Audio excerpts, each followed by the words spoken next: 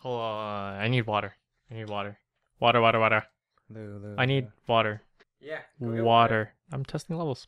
Water. Well, don't say that sentence. I need water too, man. Well, relax. I'm actually going to water.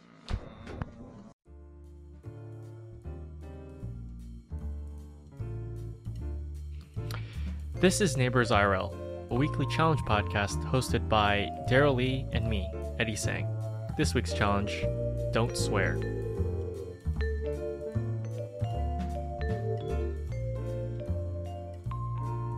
What do you want to follow up on? Follow up. Main? So, last week we were talking about a few different things. The first thing we were talking about was I believe the Facebook monetization, the very passionate thing that you decided to talk about, which was freebooting on freebooting. Freebooting cats. If there's one type of content on the internet that deserves its credit, is cats. Yes. Tasty. So last week you said that you believe that you could monetize videos on Facebook, and so obviously I thought not, and I decided to take a look at it, and no, you can't. You cannot monetize videos on Facebook. Quote, "Hi Jeff, it's against Facebook's policy to sell space or post on your Facebook page for any monetary gain." What? That's really vague. Well, I guess this is the sum up for it. To learn more about page and policies, please read Facebook's TOS. Yeah, well, in any case, the companies that or pages that are freebooting for other non-monetary gains or indirect gains where they would get more followers to their page or, that sort of stuff, but not direct monetization where Facebook gives these freebooters a cut of the money, which I think it's the right way to go for Facebook.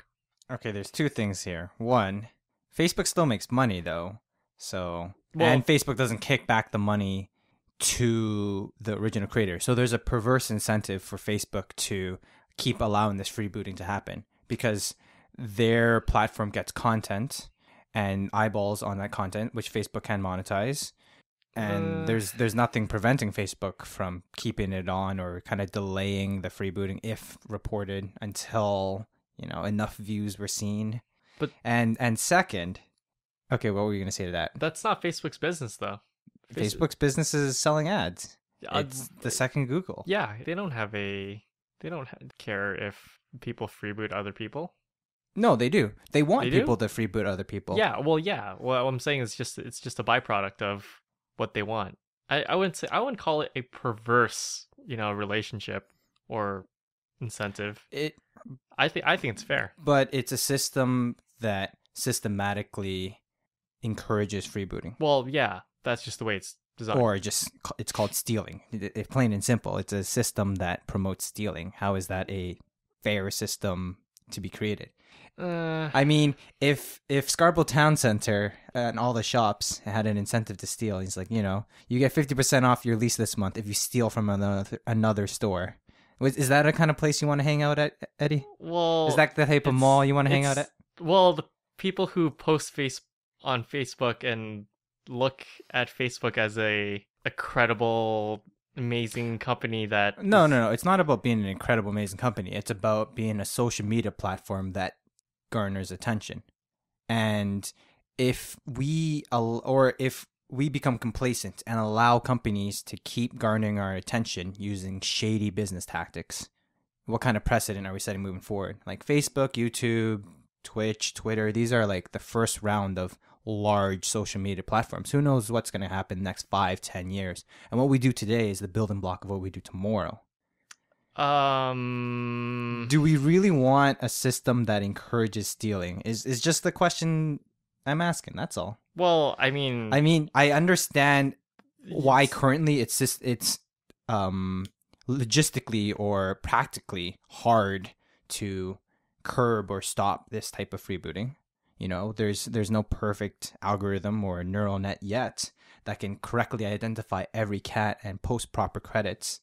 But I'm just not convinced that you can say something like that without offering some sort of solution the solution's simple.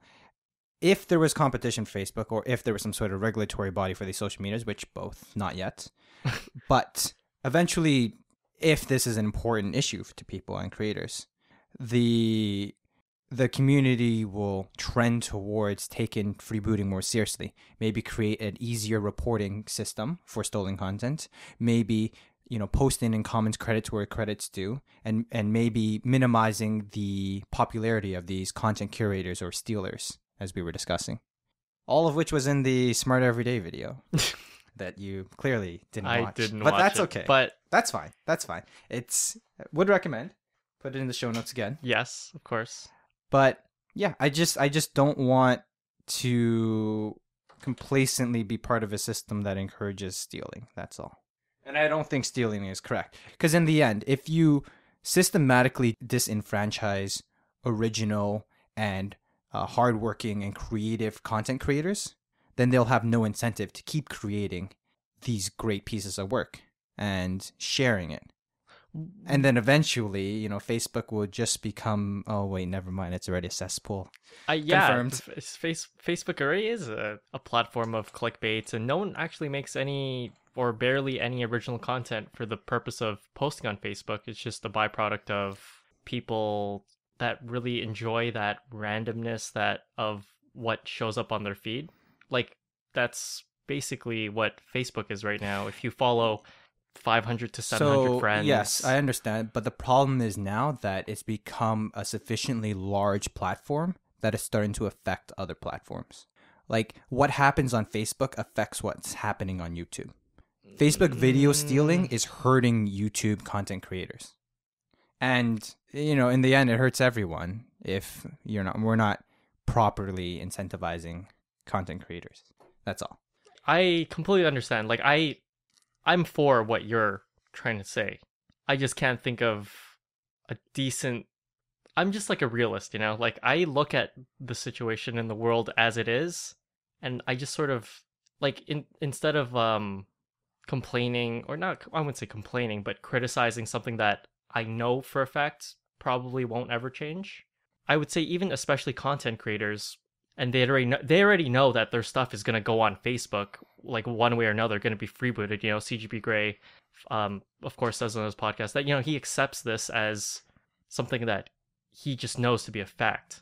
And I'm just not, of course, I just wish there was like a better system to garner this. I just can't imagine or think of how a company like Facebook would implement or enforce. Like, maybe in the future, as you said, when there's like instant recognition and instant deletion of freebooted content. But at this moment, I'm not too convinced that we could design a system that works on, or that keeps the checks and balances on almost every level in a way that makes sense.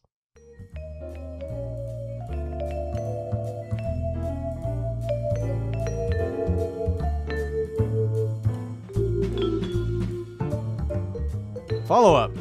Part 2. Copyright 2011 John Syracuse. So it turns out, Eddie, when you are without a week on Reddit, okay, and then suddenly during a podcast recording you get Reddit again, you're just really distracted during the podcast, reading Reddit the entire time. So distracted that you forget multiple sources that you wanted to quote. So, numero uno, expectations versus reality, talking about wines and that delicious Vox video. Turns out it's not only a problem in Vine. Wow. You know what? Wine and violins and Vine, the company. Tasty. Wonder what happened to Vine. It's like they got freebooted or something. Anyways, so there's a NPR podcast, Planet Money, and they do a whole episode on Stradivarius. I believe it's Italian. It's an Italian violin brand, oldest, most apparently beautiful sounding violins, and they have a 20-minute episode of how no one can really tell the difference anyways, even though they're worth millions and millions and millions and millions of dollars. These violins are worth millions of dollars. Like, pretty sure one sold for like 20 million or something. Yeah, 45 million. Stradivarius would set a new record price for instruments. So when you can sell a violin for $45 million, apparently in a blind test, again, blind, people can't really tell the difference between a violin made from carbon fiber and a 400-year-old Stradivarius violin with just the right sombre and tone. So, it's just another example of expectations affecting your realities or perceptions. I thought it was a very interesting episode. Originally aired in May 2014. So, give it a listen. I mean, I have to give it a listen, but is there an extract that you could other than that? Yeah, is there other points to? Yeah, absolutely. Turns out no one knows anything for things that are hard to define, like taste and sound. Yes. Speaking of taste, tasty. I remember our discussion last week about wines and the subjectivity of wines, and I think part of that sort of culture that goes with judging wines, it's sort of that personal interpretation. And generally people who drink generally are pretty, outstanding, easygoing people. They crack a lot of jokes. So I linked boxed wine reviews from an amazing person that I really like.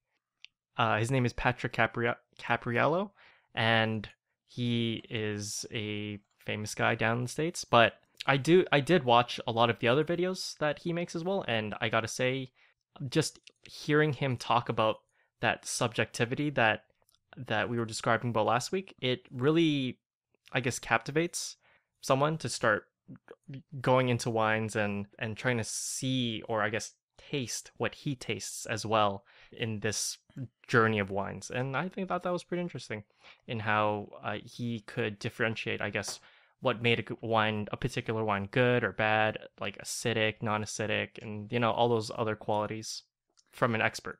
Yeah, two things. One, you can notice during the video that he was even stating for some of the wines like, tastes different than I remembered from my childhood or whatever. So another example of how maybe perceptions or memories can affect your current experiences. And there was another video by BuzzFeed. I know how much you love BuzzFeed. Speaking of freebooting, where a Irish brewmaster reviews some cheap wines, and it's kind of the same idea as the video we watched just before talking about this, but it's a bit more of a lighter tone. Now included on the show notes as well. It's very funny. Nice. Tasty. I don't even understand how wine tastes like, so we're gonna go one day. Yeah, hey, welcome to NeighboursIRL, where two neighbor friends talk about don't use that wine, even though we never drink wine. Don't use that word, nay friends. Jazz break.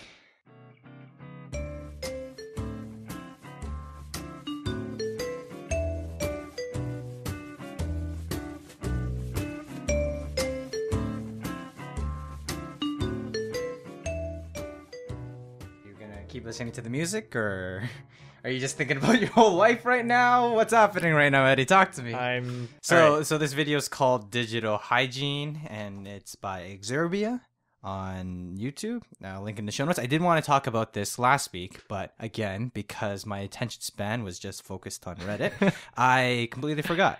I really like Exerbia's content. A lot of what he does is kind of more philosophy / high level science videos explained to the general public, but again in a CGP gray plus more British plus more kind of rude style, which I kind of like. Are all his videos like this? Like all his videos are like this. They're all really good. Anyways, yeah. So I felt like this video kind of summated my relationship with Reddit, where yes, the internet is a fantastic place, but I feel like at some point I forgot the term moderation. Do you feel the same way about this, Eddie? I mean, yes and no at the same time. It's difficult to gauge how the internet affects the heaviness of our life, because of course we all have choices. Me, you, the whole world. Of course it's easy to go on the internet and do whatever you want to do at any given time, but at the same time it's really up to us as individuals whether we choose to do that, or for example go outside and jog. It's sort of exactly like his analogy on fast food. Just because you have fast food doesn't mean you should have it every day. I really like that line. But we do know people who eat fast food every day. We also do know people who all they do is they just sit at home and browse the internet. When they are watching things on the internet or reading things, they are, I guess, reliving sort of that, except in a third person sort of way, like in a spectator way. And that also triggers the exact same parts of the brain, which if you did it yourself, you would have that feeling. Like, I understand that. It's also up to the user of the internet to know that, these things that they are experiencing do exist in the outside world themselves. I don't think there needs to be a call to action to unplug the internet from our lives, because that option has been there since day one. I don't think his call to action was to unplug. His call to action was to moderate. Same thing, fast food once in a while is good, but don't have it all the time. But I think the forces against what you're saying is, one, the internet is relatively new in its current form. Sure, you and I have a bit more experience with it, and we may have a bit more self-control in terms of how and when to use it. But for a lot of people, they're experiencing this new form of entertainment, and I will use the word entertainment. And for certain individuals, it may be a very addictive form of entertainment. Yes. Two facts here. One, it's, again, early days, so people aren't exactly sure how to be, as he says, hygienic about it, or how to set up good personal rules for yourself. And two, there are armies and armies of bots, algorithms, psychologists, engineers, designers, who very job is to make sure your focus stays with this type of entertainment. And that's the perverse incentive that Facebook, YouTube, Instagram have. They only make money if you keep browsing. So much like the nicotine companies in the 60s, between misinformation on how bad nicotine was for you and their the addictiveness of nicotine, and they had all of the information and research about it, and they weren't releasing it on how bad nicotine is. In fact, they were spreading misinformation about it. There are some interesting phenomenons happening here, but I do think this is something that is a problem. As seen in another video released this week by our good friend CGP Grey, that may have hit a little too close to home. His video is called 7 Ways to Maximize Misery. Oh, yes. It's kind of a satirical video. It's kind of on the same topic, but he not only talks about the screen time portion of it, he also talks about other aspects in your life. So the 7 ways he talks about is, I wrote it down here. Nice. Number 1, stay still.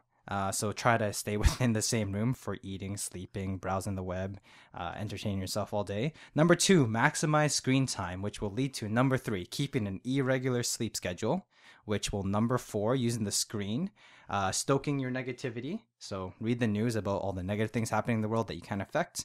And then 5, if you feel the need to try to set some goals for yourself to try to get out of this, set some acronym VAPID goals instead of SMART goals. Maybe we'll explain VAPID in a second, but VAPID is a good descriptor too. Step 6, pursue happiness directly. So he talks about happiness, or pursuing happiness, as some sort of Buddhist-like enlightenment state where you're happy all the time and nothing negatives in your life. And that I don't really think that exists for any person for a long period of time, but that's fine. And number 7, follow your unproductive instincts. And Eddie, so this is currently my life now, I think. Really? Which is yeah, I mean, I wouldn't say so. Well, I mean, you see me for like a couple hours a week recording this pod. Yeah. I mean, yes. The timestamp right now is currently 32:48. Who knows what timestamp it'd be in the podcast? But okay. as you know, I'm currently unemployed right now, or fun employed, and I think without regular structure in my life, I have devolved and spiraled down into the 7 ways to maximize misery here. Ah, it's.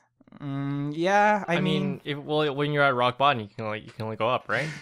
well, I mean, you could stay at rock bottom for a bit, and I think this video came at a good time for me, or maybe for a lot of people. You know, CGP Grey releases things as he likes. I really like the vlog the vlog was good. Week. The vlog was really good. Show notes as well, but yeah, man, I think I've learned as a person. This is my first time ever in my life, really, where I've had, or except summer vacation, I guess, where I've had long periods of time without schedule or without regularly needing to be present at certain locations required by other people. So a job or school, basically.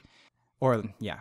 And okay, you could have just said school or job. Well, I guess, like, you know, volunteering or doing a startup would be included in those descriptors. So I just wanted to keep it broad. But yeah, between no structure and me having terrible sleep health, yeah, it's yeah. What time do you go to sleep? So last night I binged the entire season of House of Cards. Fell asleep halfway through. Nice. So, yep, following the video exactly. Yep, to the T. Yep. So, like 6 a.m.-ish, 7 a.m. It was, man, those birds. Who knew there were so many birds in our neighborhood? Spelt with a U. Canadians, eh? Canadians. What time did you wake up today? I woke up at 2 p.m., 3 p.m. Ooh. So I also, in the subreddit discussing the video of maximizing misery, someone uploaded their sleep schedule onto an Imager link, and boy, is it worse than mine. But I mean, if you look at the sleep schedule and kind of tightened up the ranges, that's kind of my life right now. Tasty. Waking up, sleeping at 8 p.m. and then 4 p.m. and then 4 a.m. The body definitely does not need consistent sleep. That's not what humans are meant for. Turns out consistent sleep is pretty good for you. So who knew? So I mean, me and you, we both listen to CGB Grey's main podcast, Hello Internet, and in that show, he does talk a lot about his own happiness, you know, his goals, the way he puts his energy into different things, and the way that he tries to make his life better every single passing year. And so this video coming out, I thought it was a very cute video that CGB Grey made, but mostly as a reminder and like just to himself. Reminder of what not to do. Exactly. To himself. And then turns out the entire Reddit comments like, oh, this is to me IRL for me IRL. The next comment was, oh, holding a mirror up to Reddit. So yeah, I thought it was a very cute video. I enjoyed it. But I guess you're on the other end of the spectrum here, luckily, in your life. I mean, there's always things that I could do to improve. Just the base thing that someone needs to do to turn their life around is just to set out, just give one goal to someone who's rock bottom, and then just list all the steps out that you need to do to accomplish that goal. And if you just do a few of those steps every single day, like, you'll eventually just accomplish that goal. Like, that's the very basic, you know, basic premise of a goal, right? And so I realized this too, but I never knew how easy it was to slip. To spiral. I mean, I'm sure, like, have you had like a summer vacation between university where for 4 months, like, what were you really doing? Like, I remember you were dragon boating, but what would you do with the rest of your time during those months? Yeah, I'm not too sure what exactly I would have done, because I fell behind early, and then I was, you know, just working a lot to catch up. Like, I know. So you kept taking summer courses, and you didn't really have like a 4-month block open without structure. Yeah, not too long, but a lot of my time was just trying to catch back up to get back to normal. But I know for you as an engineering student, it was just like long periods of hustle followed by like whatever structure that you need to. Long periods of not going to class. Yeah, I like hints of this did pop up in during my engineering education. Like I don't want to say classes weren't important. I just, for some reason, didn't find them important, which may have been a mistake. Either way. And I could feel myself slipping during those times in between midterms and exams and big project deadlines. But, as engineering students, you figure out how to cram it all in at the last minute and get a good 70. Yeah, and this is one of the first periods of time where I've had months of non-structure. So, video was a good reminder. Time to turn my life back around. Okay. I'm gonna pursue happiness directly, set some unachievable goals, and we'll be right on our way. Nice. The mission statement of NeighboursIRL is to just to try something new, and whether it makes your life better, that's a side effect. We're really actually trying to make our life as worse as possible. We're introducing all these things in order to make ourselves more miserable every single week, and we just keep on getting happier. It's backfiring on us. So we gotta change the mission statement. Yeah, it turns out when you taketh away from your life, you ended up adding. Where's the algebra here? We gotta try a little harder to make ourselves a little more miserable, Jazz break.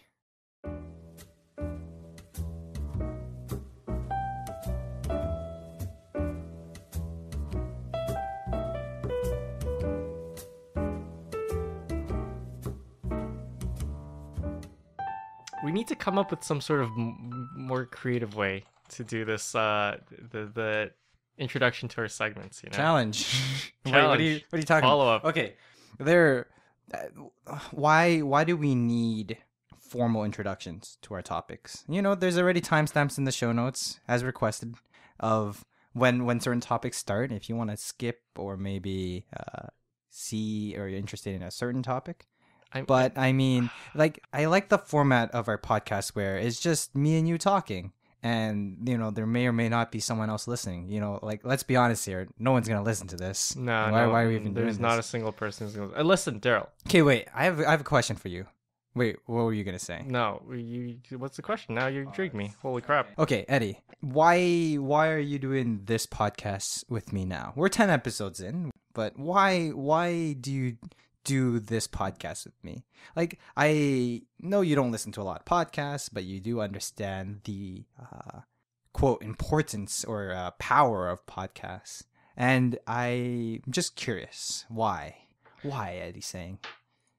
For me in particular, I like the act of creation. It just really kicks you into in a certain mindset that, hey, you need to get your act together. You need to do X, Y, and Z to prepare for this podcast. You need to do A, B, and C following the podcast. It just helps me get into a state where I'm able to take on more. So the podcast, it's a minimum amount of effort on my part, at least for now. How's those YouTube episodes coming along? That's even like a minimal amount of work, which still needs to go up. Go on. But in any case, that's really how I like to put it. I just like to think of this as a project that I'm doing. That's just a portion of what I'm capable of doing, and then I can add just more and more onto that. Also, you're my friend, man. It's lovely talking to you about well, why don't you more interesting things? Have your side project of photography or videography, or why don't you do those things instead of the podcast? Does it fulfill a different role in your life here? Yes, for sure, without a doubt. So at least those ones for now are going to be hobby type podcast.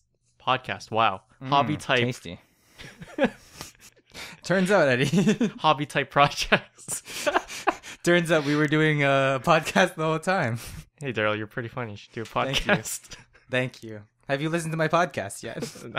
Link me.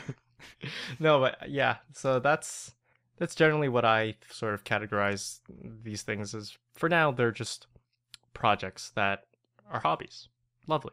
And I like to add or minus things according to the week, according to the day.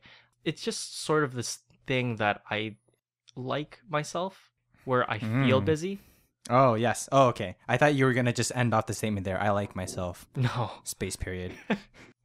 I enjoy feeling busy. Yeah. Yes. It's better than non-structure, isn't it? No, there are days. There are these sacred days for non-structure. They're usually Rest at is the end of a important, work yes. week Rest is called the important. weekend. The weekend. So stop scheduling people to go on the weekend, folks. Turns out Eddie just wants to be in his all room. No, I in his mean, one room. sorry, stop scheduling work to be on the weekends, folks. Oh, no, well, that's your own. no that's day your job own, on weekends, please. But what is overtime? But in any case, Daryl, reciprocal question. Turns out. Let's go. Turns out, if you ask your fellow podcast host a question, he'll ask you the same question. Well, two things again. Two things. Let's go. Number one, I really enjoy the format of podcasts, and I find it very interesting. I wasn't really privy to the podcast format that we're doing, just two dudes talking, up until Hello Internet came out, basically. And once that started, it opened a whole world of podcasts for me, from different formats such as radio shows to three-mans to challenge podcasts to produced radio shows, musical dissections, sound dissections. There's a whole wide array of podcasts and perceptions, opinions, perspectives that I've gained from this format. So I just find it interesting to kind of try to explore myself, some of the behind the scenes of what it takes to make a podcast and what it takes to do a podcast well. And doing this podcast has given me actually a lot of insight whilst listening to the other 70 shows that I'm currently subscribed to, and I'm very behind on all of them. Of course. So that's one. And number two, I enjoy conversations. This sounds like such a first world anarchist, internet extraordinaire thing to say, but I I don't hate small talk. I can participate in small talk, but I find deeper dives in conversations much more mentally stimulating. Like getting into arguments or debates, getting into long-winded discussions about kind of taboo topics like economics, religion, stances on the geopolitical environment. I find those things very interesting. Or deep dives into technical topics and such. And turns out a lot of people don't like that. A lot of people, well, I don't want to say a lot of people don't like that. It's just the popular formats of social gatherings for our age bracket doesn't facilitate long-winded discussions such as this. Also, and can I please add to that? Let me finish. Okay. Let me finish. Hold on. I'll tell I'm sure there's a meme somewhere here, but let me finish. So this podcast fulfills a unique need in my life in terms of more long-winded discussions. I think at the same time, also the memes, all the memes and the meta jokes. Like I realize this podcast doesn't really make any sense to people who doesn't listen to podcasts. I'm sure half of this podcast doesn't make sense to you. This podcast probably doesn't even the first episode probably made zero sense to anyone. We were just talking about inside references. Turns out, yeah. So we released this podcast, and no one understands. If you're listening, you've made it to a better place in the podcast. We're settled. First slightly. 4 or 5 episodes maybe we shouldn't have released, but it's too late now. It's too late. It's out. Turns out, also, a podcast app is a superior listening experience. Eddie, Overcast. Can you let... I will recommend Overcast for Apple, of course, as you've heard me say if you made it this far, and I would recommend Beyond Pod for Android, or literally any podcast on Android. Just pick one that you like and use it. Just don't listen with a website or Chrome. Don't listen with... we're hosting on Podomatic, but that's just because it's free. But don't use the Podomatic app, please. Sorry, Podomatic. Your app is it's garbage. It's actually a cesspool. Just Beyond Pod for Android, Overcast for Apple. Done. Okay, listen. NeighboursIRL would like to formally apologize to anyone who has been hurt through our ignorance in not giving the proper podcast app advice, especially if you're on Android. We talked a lot about Apple podcasting apps. But how are people supposed to listen to that podcast to get the advice without the advice to catch 22? Don't worry, they'll figure it out. And so, okay, going back to what you were saying earlier, I don't think in our social circles or in social circles in general that it is acceptable or comfortable for people to challenge other people in terms of what they're saying. For example, if I'm saying something that's, weird and rubbish, you pretty much go like, "Wait, that's not right. Like, what about this? Does that make you rethink what you're thinking?" And for most people, that is a big no-no. They would immediately freak out and feel uncomfortable. But for me and you, I guess we're similar in the fact that we're okay with that.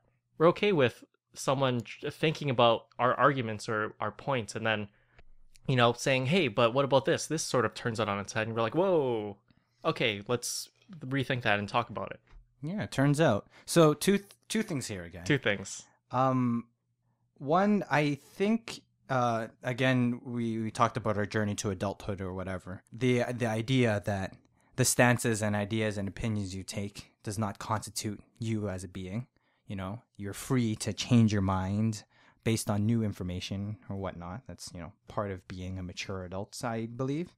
And I think the second thing is it's difficult.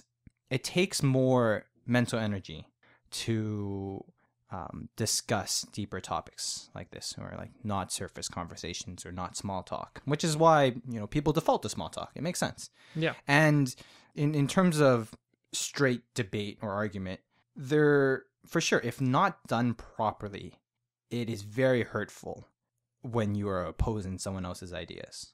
Yeah. You have to approach it with some tact, like when one is testing the waters, if what kind of level of conversation we're going to have here, you don't want to just belly flop right into the pool of discussion. You want to, kind of test the surface, dip your pinky toe into it, test the temperature of the waters and see where it's at. You got to be tactful about it, and just, straight up telling someone, "No, you're wrong because X, Y, Z reasons," isn't gonna create a fruitful, mature, proper discussion. It's going to do quite the opposite. It's just going to entrench them, make them defensive, make them emotional. So yes, there's a proper way to approach it, and not everyone is interested in this type of conversation. So turns out. Boom. Anyways, well, the fact that I wanted to bring up that the podcast formatting was, don't we sound awfully like another podcast that we look up to, maybe?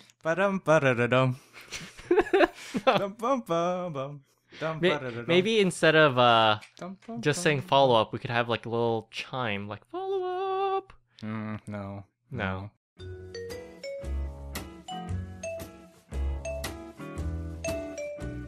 What? Well, I'm just gonna wait. Listen. Keyboard noises is part of the podcast audio lore. No, Are you kidding me? Yeah, but you don't cut them out. Clickety clackety mechanical keyboard. No, this is staying in. This is all staying in. Challenge. This week's challenge: not to swear. How'd you do, Daryl? Turns out I curse like a sailor quite a bit. Oof. Interesting. Turns out.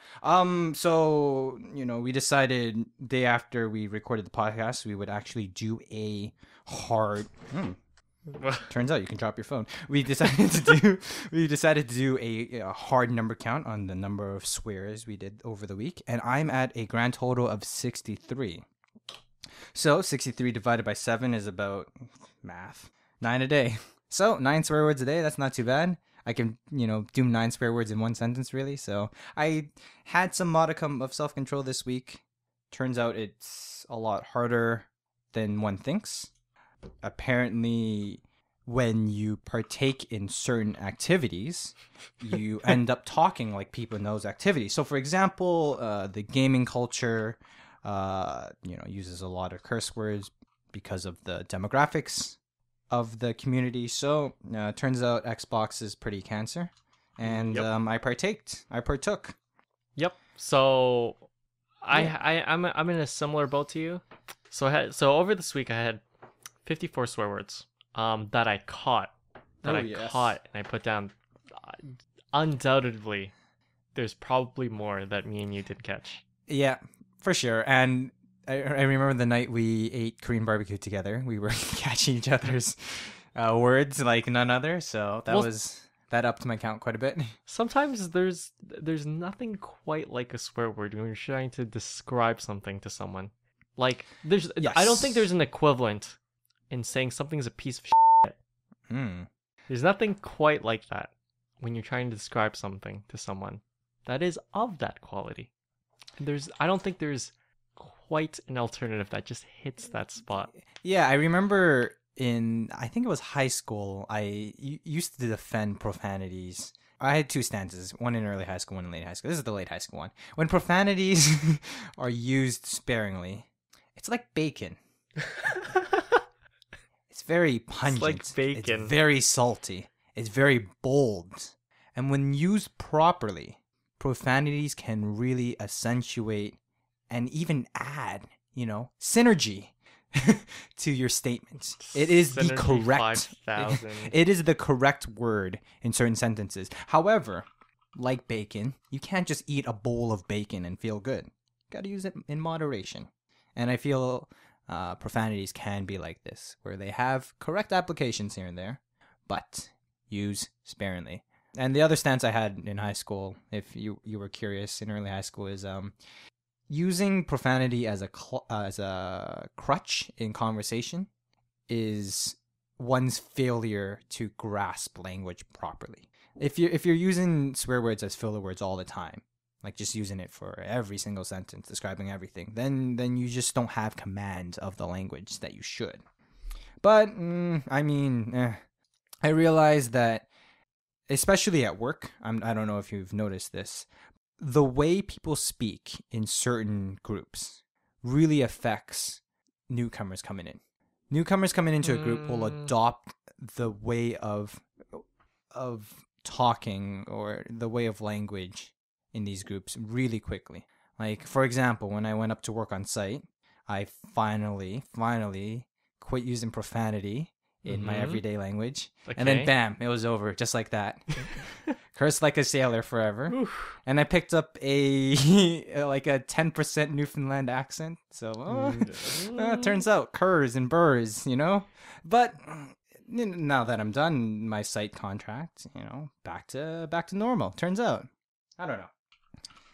There's this one English teacher who puts it the best. Let me see if I can find it, but he does this really cool performance where it's sort of like spoken word, where he tries to describe how inadequate the I guess younger people's language skills are, and in this really interesting way. Let me see if I can pull it up right now. Oh, that'd be interesting.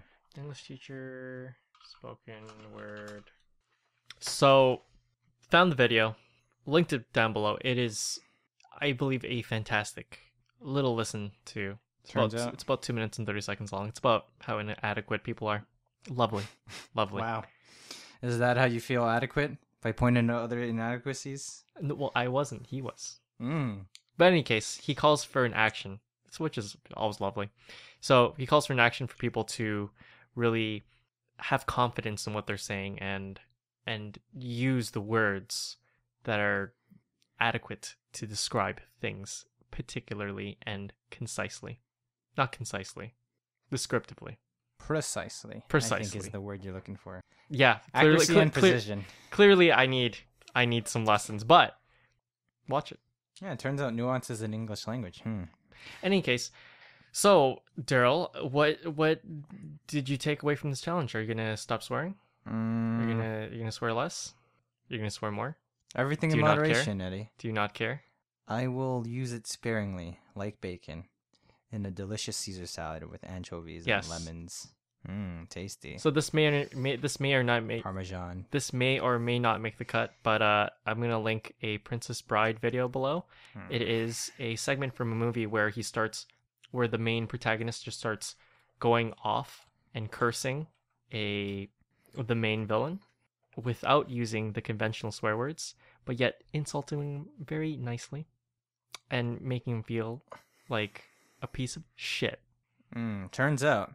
Listen, Eddie, you just gotta be confident. You just gotta be like a dictator, you know? You know, I have the best words. I have the very best words.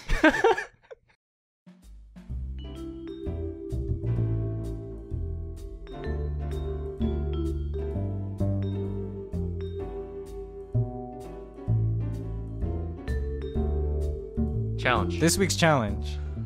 It's Wi-Fi o'clock. No. So this week's challenge, in the essence of moderation, giving and taking away. Why are you fiddling with something? Shh, listen, it's all part of the podcast audio lore. This noise this week, noise of the week. No. Business cards flicking. It's not. Okay, so Wi-Fi o'clock. I think this week, in the spirit of, you know, of course, Eddie and I have supreme command of our baser instincts when it comes to internet consumption. No, it's not. We should. We should quarantine or dedicate 2 to 3 hours of the day where we can use data. Now, you can still communicate with text. You know, I'll even allow WhatsApp and Messenger.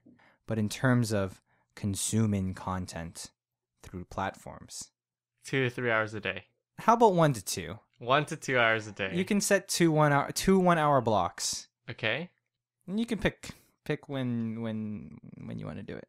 All right, that's fun. Tasty. Does that mean I don't get to play online video games for more than that outside of that time? I'd say no Wi-Fi or o'clock includes games, Eddie. Okay, just making sure. Just making sure. I'm glad, you know, we need Wow, let's do it. Come on. You almost got it. Specificity Okay.